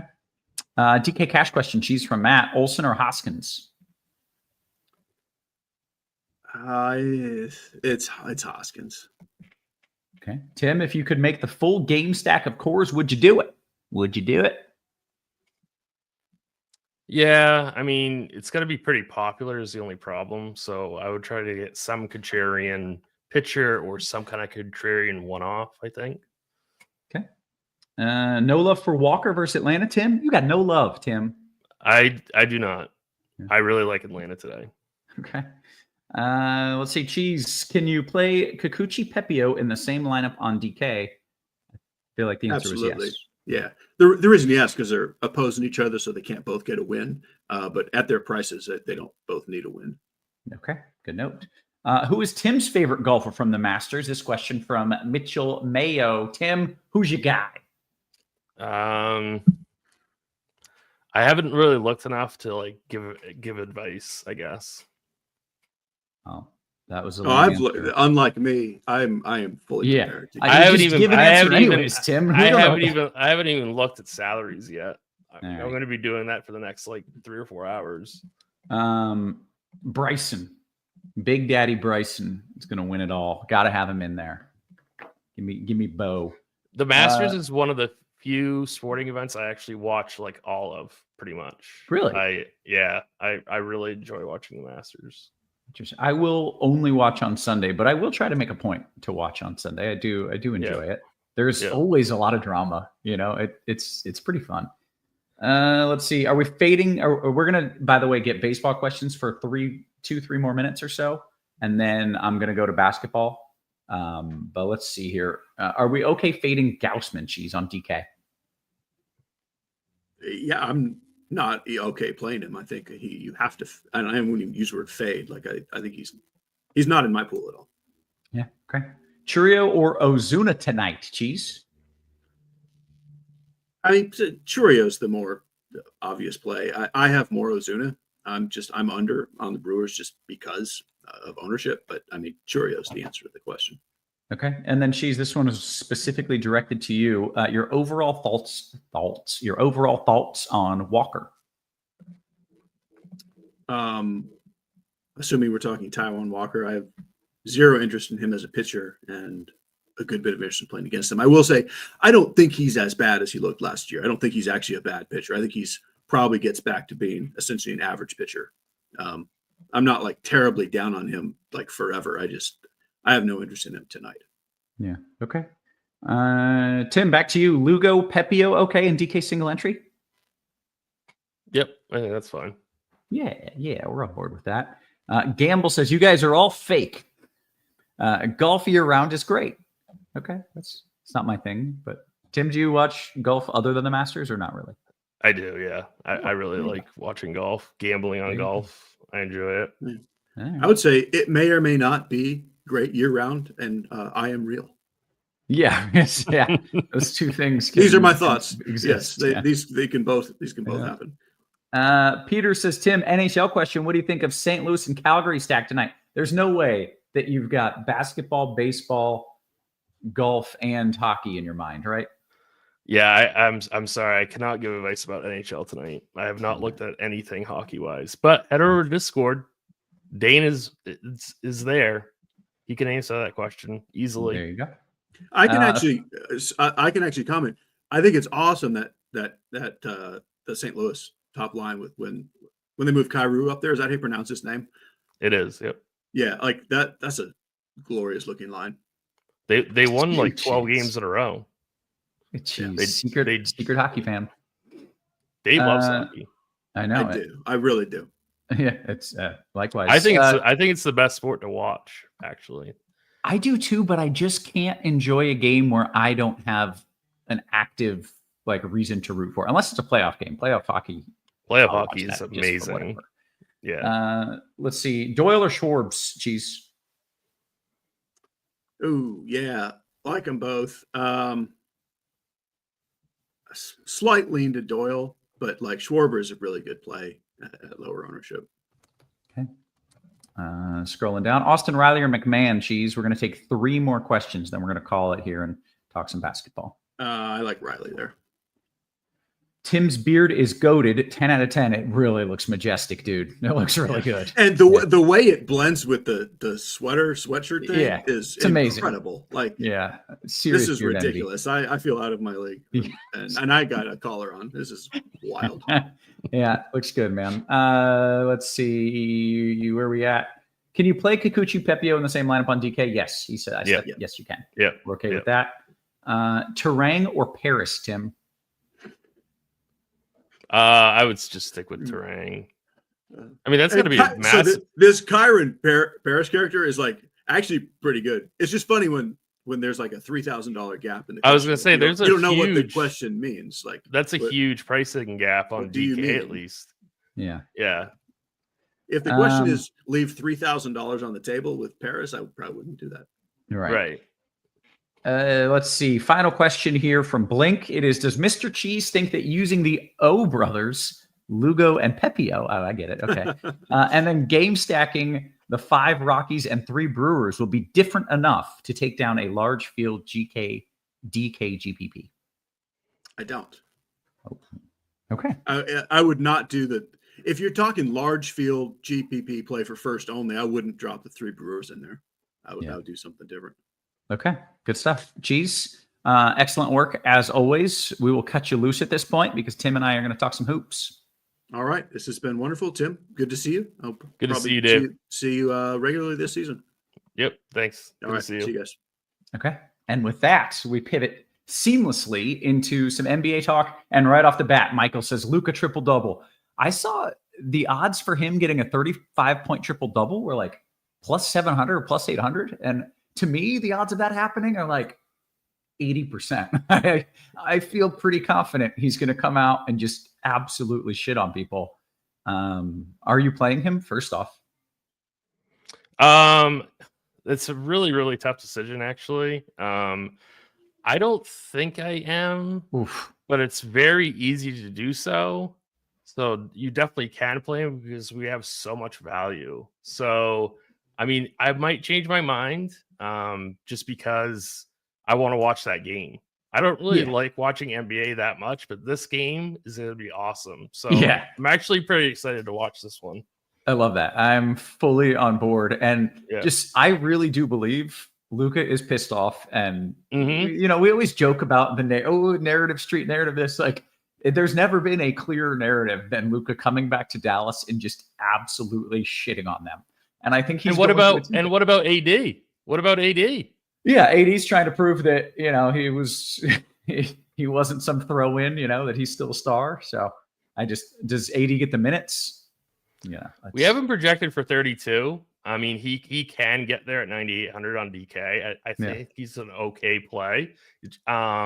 It's just, I mean, there's other good plays as well. So, yeah, I mean, but I think AD can get there tonight. Yeah. Okay. Well, it's going to be fun. Let's kick things off. Are FanDuel and DraftKings different enough that you'd prefer to do them? They're very different. Okay. So DK has 6 games slate. I think FanDuel's is 10 or 11 games because DK is completely taken off the West Coast games. So it's a completely different slate on FanDuel versus DraftKings. So if you have questions, make sure to say which site you're playing on. Okay, that's a good note. Let's start things off on FanDuel at point guard. I have children potentially arriving, but I will mute myself. Tell me what you're doing at point. Yeah, so you're definitely like your 2 optimal plays. Boston is sitting everybody tonight. So Peyton Pritchard at 6,200, he is a core play. I think it's a fantastic play. He's too cheap. He should be getting all the run here. So he's definitely your like optimal guy. If you want to spend up at other point guard spot, it's either going to be Luka or James Harden for me. I don't mind Tyler Hero at 9,200 for GPPs. And then there's also, if you want to go balanced, there is Bub Carrington, who is 5,900. So those would be my like 4 or 5 like primary guys at point guard. And then for GPPs, you can spread it out to like a Kobe White, a Josh Giddey, a Keontae George. I don't mind either. I also don't really mind Spencer Dinwiddie at 6,500 on FanDuel. So that would really take care of the point guard position on FanDuel. Okay, you got a lot going on there. How about shooting guard? Yeah, so Houston is sitting a lot of guys tonight. We just got that news while we were on the show. So a guy like Reed Shepherd at 3,800, I think he's a really, really good salary saving option. For spend ups, I really like Zach LaVine at 7,600. I think he's a little bit too cheap. He should still get decent minutes. I do like Colin Sexton at 6,400. And then guys, I don't think there's like a must play. I don't mind Quentin Grimes at 8,700 just because he has flashed the ceiling quite a bit. He's a big time tournament play. I don't mind Anthony Simons if he actually plays. I think he's still questionable. And I think that's pretty much it. Emmanuel Quickly at 7,100. I like him quite a bit. Optimals really like Quickly. So at 7,100, I think he's a really, really strong play. Okay, how about small forward, Tim? Yeah, so Cam Whitmore, again, one of these cheap Houston guys. I absolutely love Cam Whitmore tonight. Cam Whitmore when he gets the minutes, he just absolutely crushes. Lock it in. I'm pretty sure he's going to get the minutes tonight too. Yeah. So I really like him. He's very, very cheap. Denny Atvia is expensive, and I think he's still questionable, but he's a really good play tonight. At I think at 9,300. Such a good matchup. Absolutely love him. And then Lonnie Walker at 5,700 should play big minutes against the Wizards. So I absolutely love him. And then Sam Hauser, small forward, power forward. Again, the Celtics have nobody.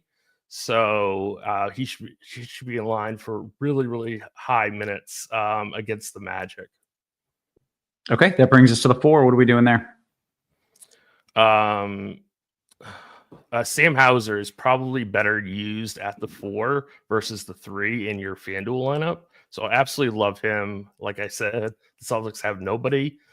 Trey Lyles, 4,500. I really like him as a cheap option as well. Denny Atvia, like I already mentioned. DeMar DeRozan, I think, is a really good play. He should play really big minutes tonight. So absolutely love him. I think for spend up options, you have Anthony Davis, 10-4, Bam at 8,900. And I also don't mind a little Kawhi at 8,800. Okay, that brings us to the center spot. And then I got to give a shout out to TJ in the chat. But what are we doing at center? Yeah, so Adam Bona at 5,300 or Yusuf Nurkic at 5K. Those are your two primary options at center. Both going to play pretty decent minutes, both too cheap, I think. Really strong points per dollar options. I don't see a lot of spend up like, traditional centers that I absolutely love tonight. Sabonis at 10-1 is okay, but I'd rather play him at power forward. But really, it's really just Bona and Nurkic tonight. Okay, very good. That makes it easy enough. We're going to kick it over to DK. Before I do that, though, shout out to TJ Moosmanzada, who says, I was hoping Cheese would be on today. He helped me take down the MLB $88 contest on DK and a few others, made 15K. So that's a pretty good night.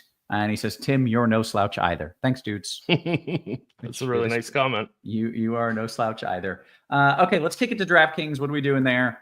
I am literally, as you've gone through this, and I want to play so many of these dudes, I'm starting to register for NBA because, this is going to be fun. And you're right. I'm going to be watching at least one of these games. So let's do it.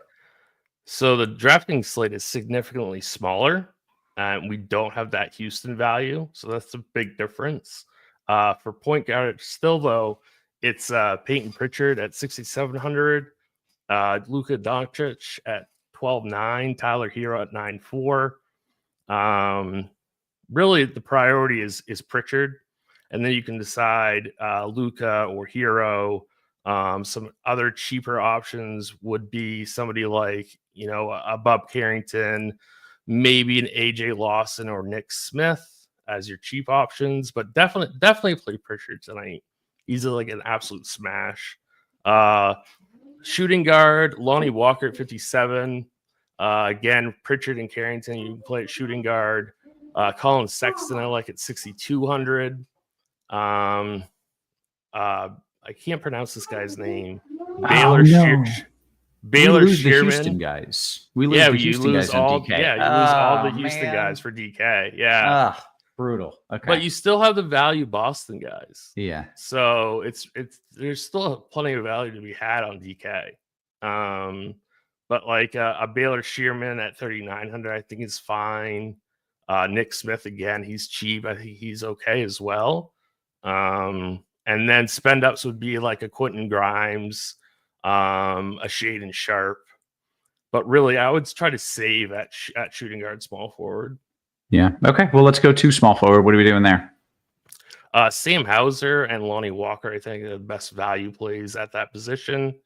Spend up again would be Denny Atvia. I think LeBron is decent for GPPs. I don't mind a Marcus Bagley, a Johnny Juzang for like a GPP value pivots. There was some kind of report saying that they're going to monitor Andrew Wiggins' minutes, I think. So I'm off him in GPPs. I think Franz Wagner at 88 would be a really, really interesting large field GPP play. Okay, good stuff. How about power forward? Yeah, so Salon for Charlotte at 4,400. He's the best value play.